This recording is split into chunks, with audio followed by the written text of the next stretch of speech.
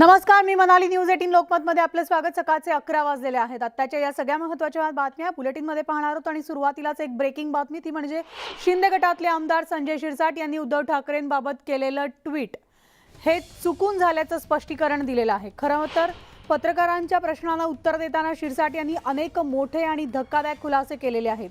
त्यांच्या या विधानामुळे मंत्रिपदावरून शिंदे गटामध्ये प्रचंड धुसफूस असल्याचं स्पष्ट होत आहे. सोबतच मंत्रिपदावरून शिंदे गटामध्ये 2 गट पडल्याची शक्यता वर्तवली जाते. प्रस्थापित मंत्री आणि नवे बंडखोर यांच्यातही आता रस्सीखेच सुरू असल्याचं समजतंय. आपण नाराज नसल्याचं सांगताना मंत्रिपदासाठी आणि पालकमंत्रीपदासाठीही आपण आग्रही असल्याचं सांगायला ते विसरले नाहीत.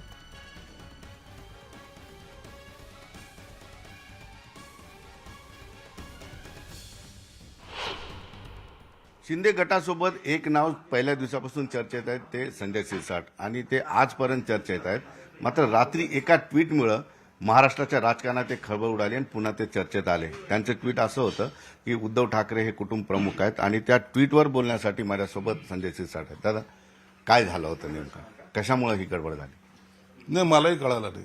स्पष्टपणे सांगतो आणि हे सत्यता आहे. संजय शिरसाट कधी खोटं बोलत नाही हे अख्ख्या महाराष्ट्राला माहिती. काल मी संभाजीनगरला मुंबई एअरपोर्टने आलो. अतुल सावेची रॅली होती, रॅली केली, कार्यकर्त्याला भेटलो आणि रात्री घरी आलो. अचानक रात्री मला 10 वाजता फोन तुमच्या मीडियाचा खणखणला, अरे तुम्ही असं ट्विट केलं का? मी ट्विटर हँडल जे हँडल करतात त्यांना विचारलं काय झालं, तर ते त्यांनी सांगितलं की मार्च महिन्याचं जे ट्विट केलं होतं ते फॉरवर्ड ऑटोमॅटिक झालेलं आहे, म्हणून हे झालेलं मोबाईलचं लोच आहे. पण ते कधीचं ट्विट होतं जे फॉरवर्ड झालेलं? ते मार्च महिन्याचं होतं, मागच्या मार्च महिन्याचं होतं. मार्च महिन्याचं ते ट्विट होतं. आता त्याचं आता तुम्हाला प्रूफ म्हणून त्याचं मी दाखवू शकतो की कोणती तारीख होती ते. म्हणून ते ट्विट अचानक गेलं आणि त्याच्यामुळे महाराष्ट्रामध्ये गोंधळ उडायला सुरुवात झाली. गडबड झाली खूप. गडबड नाही. आता तुमच्यासारखं सर्व लोकांनी त्याला केलं का? आता हे उद्धव साहेब आता कुटुंब प्रमुख, तर हे चालले की काय? आता जातील का काय? का मातोश्रीला भेट देतील की काय? असं कोणताही प्रकार नव्हता. ज्या शिंदे साहेबाच्या नेतृत्वाखाली आम्ही हा उठाव केलाय, त्या खंबीर नेतृत्व आम्हाला मिळालं आहे, म्हणून आम्ही कुठं जायचा प्रश्न येत नाही आणि कुणाला बोलायचाही प्रश्न येत. आणि जास्तीत जास्त मी फेसबुक थोडं पाहतो किंवा तो इंस्टाग्राम वगैरे पाहतो, पण ते हँडल करत नाही मी. मला ते जमतही नाही. आता भविष्यात फारच काळजी घ्या. भविष्यात काळजी घ्यावी लागेल. नसतं राजकारणामध्ये कधी कुणाची वाट लावायला लोक बसलेलेच असतात, म्हणून मला त्याच्याबद्दलचं आता कशी तुमची वाट लागलेली? सध्या मंत्रिपदात नाहीये तुमचं नाव, अशीच वाट लागलेली? नाही, असं नाही, काही नाही. मंत्रिपद हा वेगळा विषय होता, त्याच्यामध्ये काही कॉम्प्रोमाइज करावं लागलं आणि ते आम्ही केलेलं. जेव्हा शिंदे साहेबांच्या नेतृत्वाखाली काम करतो त्या टायमाला त्यांना सहकार्य करणं सुद्धा आपलं काम आहे. एखाद्या मंत्रिपदासाठी आपण काहीतरी बोलायचं आणि त्याचं काहीतरी बातम्या व्हायचं आणि त्यांना त्याच्यामुळे त्रास होईल असं काही वागायचं, हे माझ्या स्वभावात नाही. निश्चितपणे आपण बघितलं ट्विटमुळं जे आहे गडबड झाली, गोंधळ झाला आणि त्याचं ज्या पद्धतीनं स्पष्टीकरण दिलंय त्यावरून हा मोबाईलचा टेक्निकल प्रॉब्लेम आहे असंही त्यांनी सांगितलं. मात्र भविष्यात मोबाईल वापरायचा की नाही वापरायचा हा सुद्धा ही भीती सुद्धा त्यांनी बोलून दाखवली. सुधीर जाधवसह सिद्धार्थ गोदाम, न्यूज 18 लोकमत, औरंगाबाद. आणि यानंतर आत्ताच एक ब्रेकिंग बातमी येते. बातमी आहे समीर वानखेडेंना दिलासा मिळालेला आहे. समीर वानखेडेंविरोधातल्या सगळ्या तक्रारी जात पडताळणी समितीनं फेटाळलेल्या असून समीर वानखेडे यांनी मुस्लिम धर्म स्वीकारल्याचा पुरावा नाही, जात पडताळणी समितीनं म्हटलेलं आहे. तर आत्ताची आपण ही ब्रेकिंग बातमी पाहतोय. समीर वानखेडे नार्कोटिक्स विभागाचे प्रमुख होते. आर्यन खानच्या अटकेनंतर समीर वानखेडे चर्चेत आले होते. नवाब मलिकांनी समीर वानखेडेंवर अनेक आरोप केलेले होते. तर समीर वानखेडेंविरोधातल्या सगळ्या तक्रारी आता जात पडताळणी समितीनं फेटाळल्याचं समोर आलेलं आहे.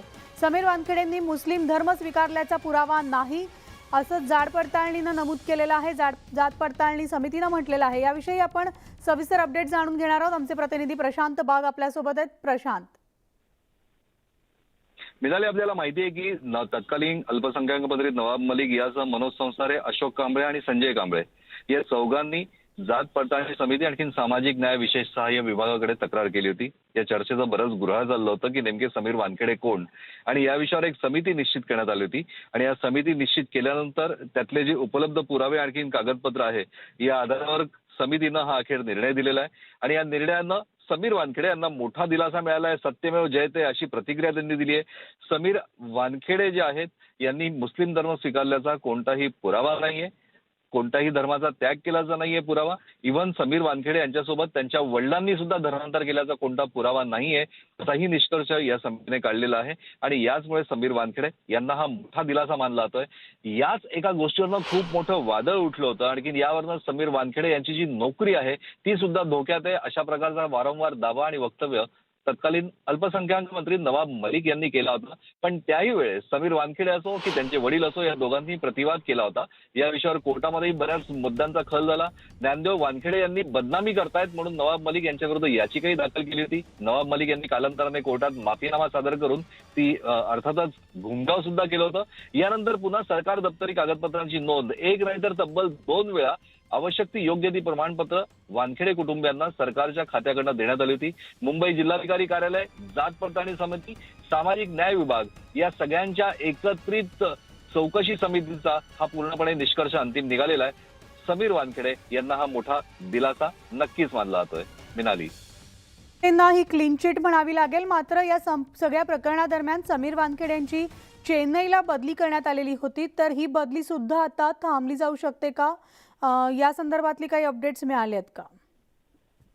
मिनाली, आपल्याला माहिती आहे की खरं तर एनसीबी म्हणजे की अर्थात आर्यन खान प्रकरण असो किंवा समीर वानखेडे यांनी घेतलेला पदभार असो यानंतर त्यांनी केलेल्या अनेक कारवाई असो त्यानिमित्तानं जर का बघितलं गेलं तर ड्रग रॅकेट एक मोठं मुंबईतलं हे नेक्सस त्यांनी तोडण्यात यश मिळवलं होतं. आर्यन खान प्रकरणावर बरंच वादळ सुद्धा उठलं. यानंतर त्यांची बदली सुद्धा झाली. चेन्नईलाही जरी त्यांची बदली झाली असली तरी आपल्याला जी माहिती आहे त्यानुसार चेन्नईला त्यांनी अजूनपर्यंत कोणता पदभार स्वीकारला नाहीये. ज्या हालचाली आपल्याला समजतायत, जी माहिती आपल्याला समजताय त्यामुळे समीर वानखेडे हे पुन्हा महाराष्ट्रात येऊ शकताय. पुन्हा अत्यंत चांगल्या पदावर नुकतंच त्यांचं प्रमोशन सुद्धा आलंय ही माहिती आपल्याला समजते. मुंबईमध्ये येऊन पुन्हा एकदा एक मोठा पदभार ते लवकर स्वीकारतील अशा प्रकारचे स्पष्ट संकेत सुद्धा मिळत आहे. त्यामध्ये सगळ्यात मोठा अडचण जो होता तो याच प्रमाणपत्राचा होता, आणखीन याच प्रकरणाचा होता. अखेर या प्रकरणात त्यांना दिलासा मिळालाय आणि हा दिलासा मिळाल्याचा फायदा त्यांच्या सर्व्हिसमध्ये, त्यांच्या सेवेमध्ये सुद्धा हा येत्या दिवसामध्ये नक्कीच दिसून येईल. आणि महाराष्ट्रामध्ये समीर वानखेडे, मुंबईत समीर वानखेडे हे पुन्हा येऊ शकतात याचे स्पष्ट संकेत दिसायला सुरुवात झाली आहे. मिनाली, धन्यवाद प्रशांत या सविस्तर माहितीसाठी. आणि यानंतर थेट जाणार आहोत. अजित पवार यांची पत्रकार परिषद सुरू आहे. ज्ञात आहे की सध्या महागाई प्रचंड मोठ्या प्रमाणावर वाढतीये. व्याजाचे दर काही ठिकाणी कमी झालेले आहेत. फिक्स्ड डिपॉझिटला ठेव म्हणून आपण ठेवतो त्याचेही व्याजाचे दर सगळ्याच पातळीवर कमी झालेले आहेत. आणि ते दर कमी झालेले असताना कर्जदाराला पण दर त्याच प्रकारे कमी केले गेले पाहिजेत अशा प्रकारची भूमिका पुणे जिल्हा मध्यवर्ती सहकारी बँकेच्या संपूर्ण संचालक बोर्डाची होती. आणि त्याच्यामुळे बोर्डाने आता निर्णय असा घेतलेला आहे की विशेषतः पगारदार कॅश क्रेडिट कर्ज घेणाऱ्या जे काही संस्था आहेत, प्राथमिक, माध्यमिक, उच्च माध्यमिक, जिल्हा परिषद कर्मचारी आणि कारखाना कर्मचारी, हा वर्ग फार मोठा आहे. आणि हा घेतलेलं कर्ज 100% वेळेमध्ये परतफेड करणार आहे. त्याच्यामुळे पगारदार कॅश क्रेडिट कर्ज मर्यादा ही 15 लाख होते, ती 15 लाखाची आता 20 लाख रुपये करण्याचा निर्णय घेतला. आणि त्याचा व्याजाचा दर म्हणजे कर्ज मर्यादा पण वाढवली आणि व्याजाचा दर 11%वरून 10%वर आणलेला आहे. आणि हे खूप चांगला आमच्या सगळ्याच ह्या कर्मचाऱ्यांच्या दृष्टिकोनातला निर्णय आहे. तसंच शैक्षणिक कर्ज अलीकडच्या काळामध्ये schedule caste, schedule tribe, OBC ह्या मुलांना काही सवलती मिळत असतात, परंतु सगळ्याच घटकांना सवलती मिळत नाहीत. आणि म्हणून देशांतर्गत शिक्षणाच्यासाठी कर्जाची मर्यादा ही 15 लाख रुपये होती, ती आता 30 लाख रुपये करण्यात आलेली आहे. कारण काही काही वेगवेगळ्या फॅकल्टीचं शिक्षण घेत असताना त्याची फी जास्त असते आणि त्याच्यात पालकांना पण त्रास व्हायचा, विद्यार्थ्यांनाही त्रास व्हायचा, म्हणून ती 15 लाखाची 30 लाख केली. आणि परदेशात जर कुठल्या विद्यार्थिनीला जायचं असेल तर शिक्षणाची कर्ज मर्यादा 25 लाख होती, ती आता 40 लाख रुपयापर्यंत त्या ठिकाणी करण्यात आलेली आहे. अशा पद्धतीनं शैक्षणिक कर्जाचा निर्णय घेतलाय. आणि शेती बिगर शेती स्थावर मालमत्ता तारणवर पगार तारणावर कर्जाची शैक्षणिक कर्जाची मर्यादा 4 लाख रुपये होती, ती आता 7.5 लाख रुपयेपर्यंत वाढवण्याचा निर्णय संचालक बोर्डाने घेतलेला आहे. आणि वेळेमध्ये शिक्षणाचं कर्ज घेतलेल्यांनी परतफेड केली तर त्यांना 3% सवलत होती. ती आता 4% सवलत द्यायचा निर्णय झालेला आहे. त्याच्यामुळं 6% व्याजदरांनी त्यांना कर्जपुरवठा हा केला जाणार आहे. म्हणजे 10% कर्जपुरवठा असतो, त्याच्यामध्ये 4% सवलत दिल्यानंतर 6%च त्यांना व्याज लागेल, अर्थात ते वेळेमध्ये परतफेड केल्यानंतर. तसंच गृहकर्ज मोठ्या प्रमाणावर शहरी भागामध्ये गृहकर्ज घेण्याचं प्रमाण वाढलेलं आहे. शेतकरी, पगारदार, व्यावसायिक यांच्याकरता गृहकर्जाची मर्यादा 30 लाख रुपये होते. आता आपल्याला सगळ्यांना ज्ञात आहे की बांधकामाचा खर्च पर स्क्वेअर फीटचा वाढलाय, त्याच्यामुळं साहजिकच घराला 30 लाखामध्ये घर काही होत नाही, म्हणून 75 लाखापर्यंत ते गृहकर्ज वाढवण्याचा निर्णय घेतलेला आहे. आणि व्याजदर हा 9% होता, पण घराचा रिपेमेंट हे बरेच काळ चालतं आणि म्हणून त्यांना आता 8%च व्याजदर लागणार आहे. तिथंही 1% त्यांना सवलत मिळणार आहे. तसंच दुचाकी वाहन किंवा 4 चाकी वाहनाच्या करता कर्ज 2 लाख रुपयापर्यंत कर्ज मंजुरीचे अधिकार हे आम्ही शाखांना दिलेले होते. आता दुचाकी वाहन कर्जाची मर्यादा 2 लाखांवरून 5 लाखापर्यंत त्या ठिकाणी करण्यात आलेली आहे. आणि 4 चाकी वाहनाची 5 लाख रुपये कर्जाचे मंजुरीचे अधिकार हे शाखेला होते, ते शाखेला देण्यात आलेले 2 लाखाचे 5 लाखापर्यंत ते पण. आणि 10.5% त्याचा व्याजाचा दर होता, तो आता 10% करण्यात आलेला आहे. म्हणजे 2 चाकी किंवा 4 चाकी वाहन पाहिजे असेल तर 2 लाखाचा जो काही मर्यादा होती ती शाखेला आता 5 लाखापर्यंत केलेली आहे. आणि व्याजाचा दर पण 10.5%च्या ऐवजी 10% केलेला आहे.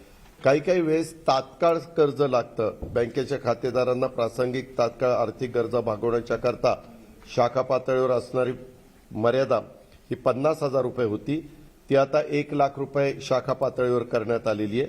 आणि त्याला व्याजाचा दर हा 12% होता, पण तो 12%चा कमी करून 10% करण्यात आलेला आहे. वैयक्तिक कर्ज, पगारदार, पतसंस्था, नागरी बँका यांना देण्यात येणाऱ्या कर्जाच्या व्याजदरात देखील कपात केली आणि तो आता 10% निश्चित त्या ठिकाणी करण्यात आलेला आहे. तशाच पद्धतीनं शेती कर्जाच्या बाबतीमध्ये देखील आपण विकास सोसायटीच्या सभासदांना बँकेमार्फत दिले जाणारे मध्य आणि दीर्घ मुदतीच्या कर्जावरचा व्याजदर 1% कमी करून आता बँकेने संस्थेला 10% व संस्था सभासदांना 12%, तसेच बँकेमार्फत दिले जाणारे थेट कर्ज 11% व्याजदराने दिलं जाणार आहे. दुसरा एक महत्वाचा प्रश्न राज्यामध्ये सगळीकडेच भेडसावतोय, तो आपल्याही जिल्ह्यामध्ये भेडसावत होता. अनिष्ट तफावतीमधल्या संस्था. आपल्या बँकेचा, पुणे जिल्हा बँकेचा विचार करता 1306 विविध कार्यकारी सेवा सहकारी. आणि यानंतर पुन्हा एकदा जाणार आहोत आत्ताची सगळ्यात महत्त्वाची बातमी, ती म्हणजे कॉर्डिलिया क्रूज प्रकरणी चर्चेत आलेले एनसीबीचे माजी विभागीय संचालक समीर वानखेडे यांना जिल्हा जात प्रमाणपत्र पडताळणी समितीनं मोठा दिलासा दिलेला आहे. समीर वानखेडे हे जन्मानं हिंदूच आहेत, ते जन्माने मुस्लिम असल्याचं सिद्ध होत नाही असं म्हणत समितीचा निकाल हा समीर वानखेडेंच्या बाजूनं लागलाय.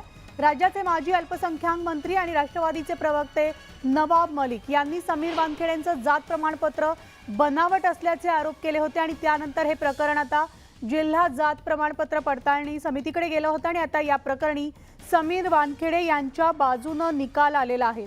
आणि या संदर्भात आपण सविस्तर बोलणार आहोत. आपल्यासोबत आहेत समीर वानखेडे यांच्या पत्नी आणि अभिनेत्री क्रांती रेडकर. क्रांती, अखेर समीर वानखेडे यांना दिलासा मिळालेला आहे, याविषयी तू देखील आवाज उठवला होता, अनेकदा प्रेस कॉन्फरन्स घेऊन तुमची बाजू मांडलेली होती, न्याय मिळाला का?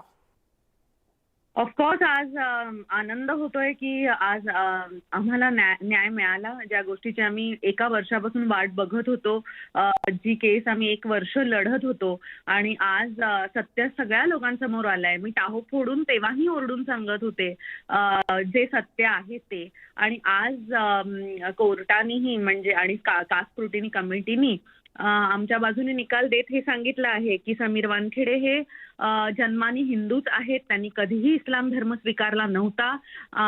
आणि ते आज जे म्हणतो ना आपण एका खऱ्या नाण्यासारखे किंवा धुतल्या तांदळासारखे लोकांसमोर आलेले आहेत. आणि हे मी खूप ओरडून सांगत होते तेव्हा, पण माझं तेव्हा कोणी ऐकत नव्हतं.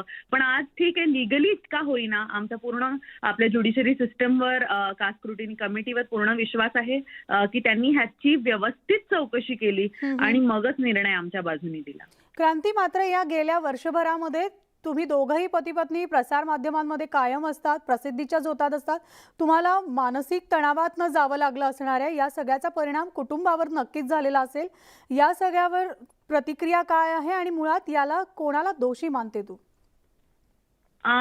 मला ऑफकोर्स आपल्या सगळ्यांनाच माहिती आहे की जे आमच्यावर आरोप करणारी जी 3 मंडळी होती त्यांची नावं आपल्या सगळ्यांनाच माहिती आहेत. जे माजी नेते नवाब मलिक यांनी आमच्यावर जे अतिशय वाईट असे आरोप केले, ज्याला काही हेड नव्हता, काही टेल नव्हतं, ज्याला काहीही अर्थ नव्हता.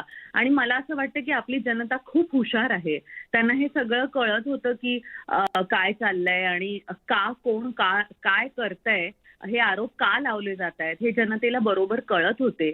फक्त जे सत्य आहे ते लोकांसमोर यायची थोडी अवकाश होता आणि ते आता आलेले आहे. त्यामुळे मला असं वाटतं कोणालाही ब्लेम करण्यापेक्षा मी ह्या बाबतीत खुश आहे की सत्य लोकांसमोर आलं आहे. आणि येस, लढा होता, खूप मोठा लढा होता, पण फायनली आम्ही तो जिंकलो आहोत. स्ट्रेस झाला, सगळ्यांनाच झाला, पण त्यातून आम्ही लढून काय म्हणतो आपण त्याला, विजेते झालो आहोत किंवा आम्ही जिंकलो आहोत, ह्याचा आनंद आहे.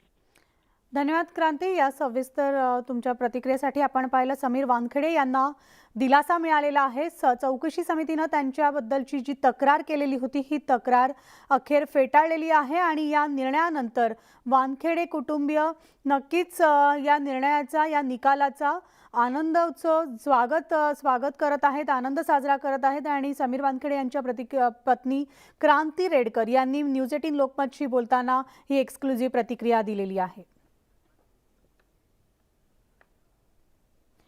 तर शिवसेना प्रमुख बाळासाहेब ठाकरे यांनी स्थापन केलेल्या मार्मिक या व्यंगचित्र साप्ताहिकाचा आज 65वा वर्धापन दिन आहे आणि याच निमित्तानं उद्धव ठाकरे आज संध्याकाळी 6:30च्या सुमारास शिवसैनिकांना मार्गदर्शन करणार आहेत. यावेळेस उद्धव ठाकरे सध्याच्या राजकीय परिस्थितीवर व्यंगात्मक फटकारे मारणार असल्याची चर्चा आहे. शिवाय शिवसेनेला शह देण्यासाठी शिंदे गट दादर परिसरामध्ये प्रति शिवसेना भवन उभारण्याच्या तयारीत आहे आणि त्यामुळे या प्रति शिवसेना भवन उभारण्याच्या शिंदे गटाच्या मनसुब्यावर देखील शिवसैनिकांशी संवाद साधताना उद्धव ठाकरे नेमकं काय बोलणार याकडे सगळ्यांचं लक्ष लागलंय. ब्रेकनंतर पुन्हा एकदा आपलं स्वागत. आणि आत्ताच एक ब्रेकिंग बातमी ती म्हणजे पुणे मुंबई एक्सप्रेसवेवर खालापूर टोल नाक्यावर वाहनांच्या लांबच लांब रांगा लागल्याचं पाहायला मिळतंय. सलग सुट्ट्यांमुळे महामार्गावर पुणे लेनवर वाहतूक कोंडी झाली आहे आणि त्यामुळे वाहन चालकांसह प्रवासी चांगलेच त्रस्त झालेले आहेत. तर आमचे प्रतिनिधी गणेश दुडम आपल्यासोबत आहेत. गणेश, मुंबई पुणे एक्सप्रेसवेवर वाहतूक कोंडी झाल्याचं पाहायला मिळतंय. एकतर वीकेंड आहे, अनेक जण मुंबई बाहेर प्रवास करतायत, काय सध्या परिस्थिती आहे? पण नक्कीच सलग आलेल्या सुट्ट्यांमुळे ही वाहतूक कोंडी आपल्याला बघायला मिळालेली आहे. एक्सप्रेसवेवर पुण्यावरनं मुंबईला जाणाऱ्या लेनवर ही मोठ्या प्रमाणामध्ये खालापूर टोलजवळ ही वाहतूक कोंडी झालेली आहे. अचानक वाढलेल्या वाहनामुळे ही वाहतूक कोंडी झालेली आहे. तर आता दुसरीकडं मुंबईवरनंही पुण्याच्या दिशेने येणाऱ्या मार्गिकेवरही आता मोठी वाहनांची गर्दी होत आहे. परंतु याकडे आता महामार्ग पोलीस आणि IRB कर्मचारी ही वाहतूक कोंडी कशी सोडल याकडे सगळ्यांचं लक्ष आहे. धन्यवाद गणेश सविस्तर माहितीसाठी.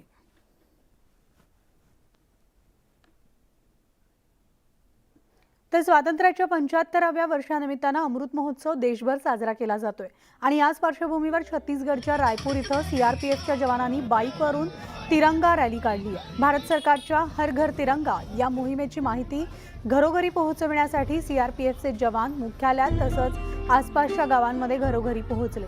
CRPF जवान घरोघरी लोकांना तिरंग्याबद्दल जागरूक करतायत. भारत सरकारची ही मोहीम लोकांपर्यंत नेण्यासाठी CRPF जवानांनी नक्षलग्रस्त भागातील गावागावात तिरंग्याचं वाटप केलं.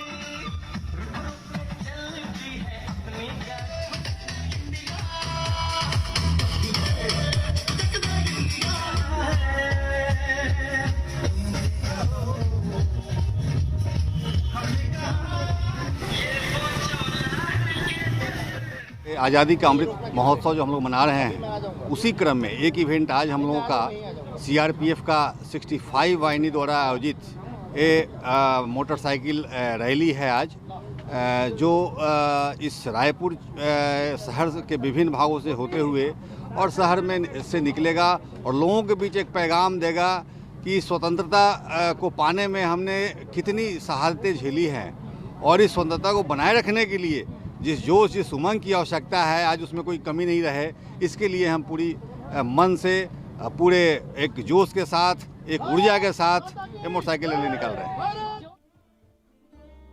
तर आसामच्या दिमा हसाव भागात देखील स्वातंत्र्याच्या अमृत महोत्सवानिमित्तानं कार्यक्रमाचं आयोजन करण्यात आलंय। तर हाफलॉंग परिसरामध्ये केंद्रीय विद्यालयाच्या विद्यार्थ्यांनी 11 आसाम रायफल्सच्या जवानांसह मानवी साखळी तयार केली। यावेळी विद्यार्थी आणि जवानांनी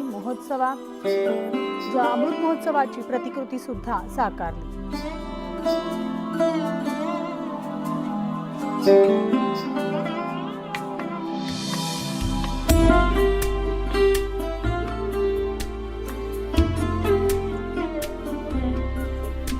तर ही दृश्य आपण पाहतोय आसाममधली। आसामच्या दिमा हसाव भागात स्वातंत्र्याच्या अमृत महोत्सवानिमित्तानं कार्यक्रमाचं आयोजन करण्यात आलं होतं। यावेळेस जवानही तिथे उपस्थित होते। हाफलॉंग परिसरामध्ये केंद्रीय विद्यार्थ्याच्या विद्यार्थ्यांनी 11 आसाम रायफलच्या जवानांसह मानवी साखळी तयार करत अमृत महोत्सवाची प्रतिकृती साकारली। आणि यानंतर बुलेटिनमध्ये आत्ता वेळ झाली। आज इथेच थांबायची। ताज्या बातम्यांसाठी तुम्ही पाहत राहा न्यूज 18 लोकमत। त्याचबरोबर आमचं फेसबुक, यूट्यूब आणि ट्विटरला फॉलो आणि सबस्क्राईब करायला विसरू नका।